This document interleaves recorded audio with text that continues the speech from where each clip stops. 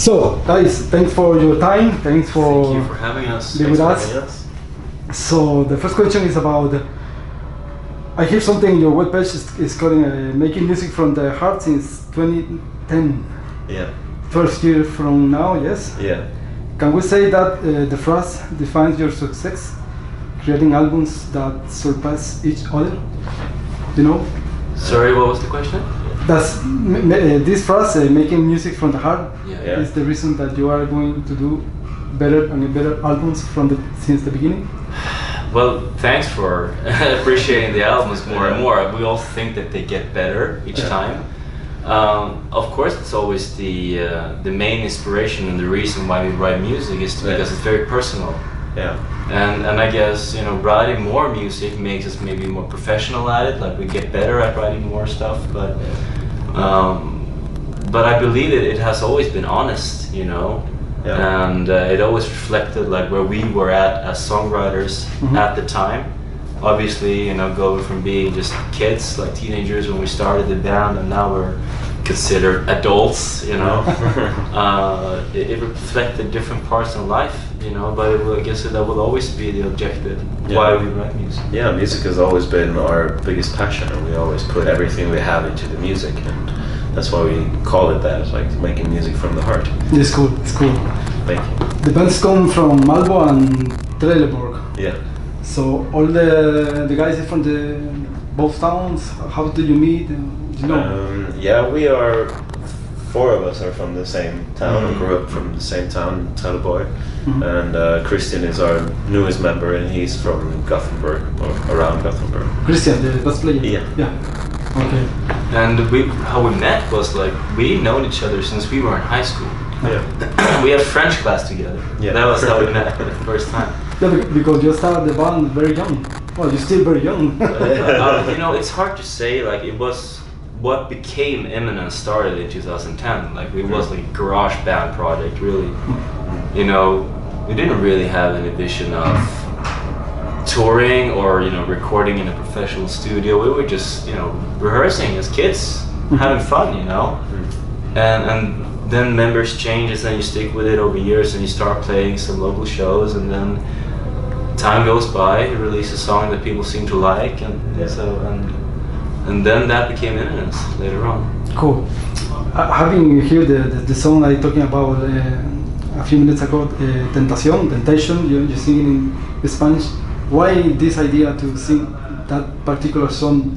I mean, the reason why we do acoustic versions or reimaginations of our own songs is kind of to explore new ways of interpreting our own music, and we always wanted to push ourselves in doing new things, and this was just one of those ideas that came up in the studio, like a wild idea that maybe it would be really cool to do something in another language, and we thought about Spanish, and then we had someone to translate it for us, and we tried it out, and we really loved it, how it turned out. Yeah, it sounds great, and the video is amazing too. It's similar from the original one in English, but it's cool, man.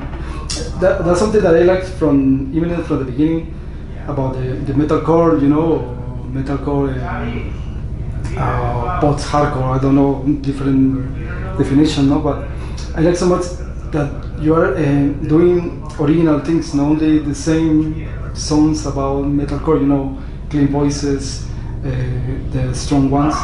You have the violin, you have piano, and you have acoustic versions. Yeah. That is something very original about your music. So that's something that we like, and the people like so much about your style. I appreciate you saying that. I think it's important to do things that make you stand out a little bit, especially in a genre that we're in. But I don't feel like we ever forced it. You know, it's just been you've been playing violin since you were just 5 or something, and we used this element before.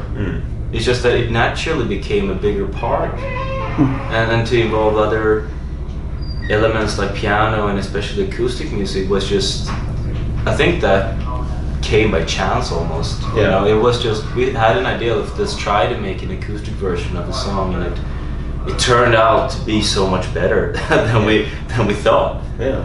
And then it was just, oh my god, we have to keep doing this. Yeah. That's cool, because I remember the first album I heard from you, the number one, Eyes. Oh yeah. Later, Through the Light On. And I like so much the feeling, the sounds, the different textures you have in all the songs. It's not only strong voices and clean voices, you know, you have melody, many different things in the same song that sounds good for a band, whatever death or black metal. You know? Yeah, thank you but very it's much. great. About you, Eddie, and the violin, how comes when you start to love this instrument? I mean, I started, like Harald said, when I was 5, and went to a local music school. Yeah. I first wanted to, it's like one of those open houses, so you can go in different rooms and try different instruments. And my first idea was I wanted to check out the drum room. And then there were like 15 kids banging on everything at the same time. I was like, no, this is too much.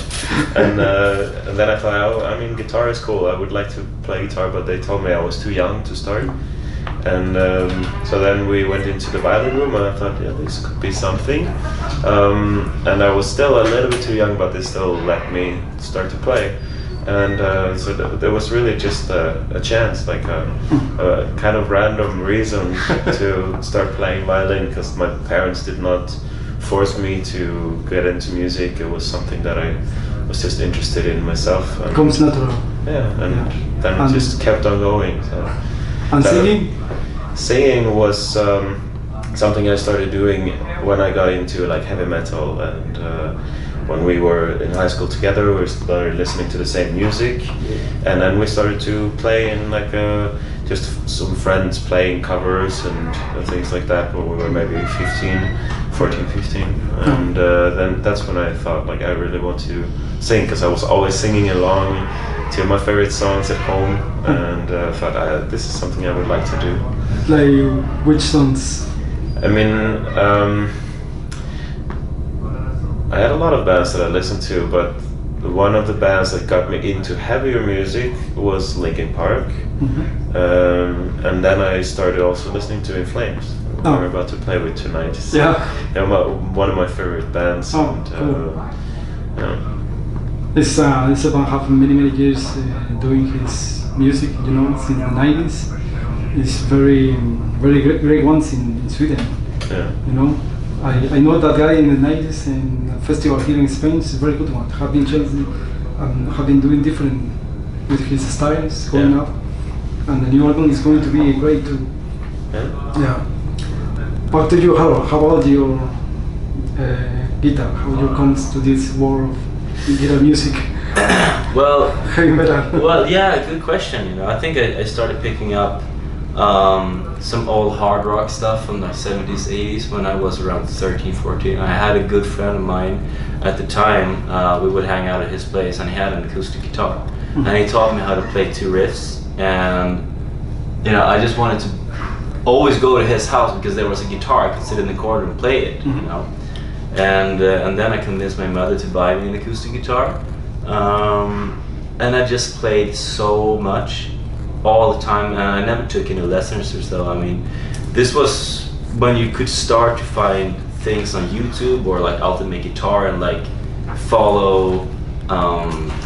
There wasn't really like YouTubers around back then. It was just you were scouting for information online, and also trying to listen, you know, and play like what you heard on the albums and stuff. But then I think a lot of it came from us playing in garage bands together. That we played covers and so, but then eventually you started to maybe try out making your own riffs, and hearing how that sounds with the drummer at the time, and like what kind of lyrics or voice, vocal parts we could put over that. And I think I always learn through doing, you know, I learn through writing and exploring my playing this way, and also try to challenge myself, especially when it came to recording in a real studio. You know, that's really where it was set to a test for the first time, because I had never done that. You know, I had no idea like what it meant, since I didn't have no professional input. So learning by doing, really. But my main influences, you know, I must say, it was definitely like In Flames was definitely just really up there. growing up. You know, it was such an important influence. Definitely. You have been thinking to invite the singer, a future song from IMMINENCE in the future.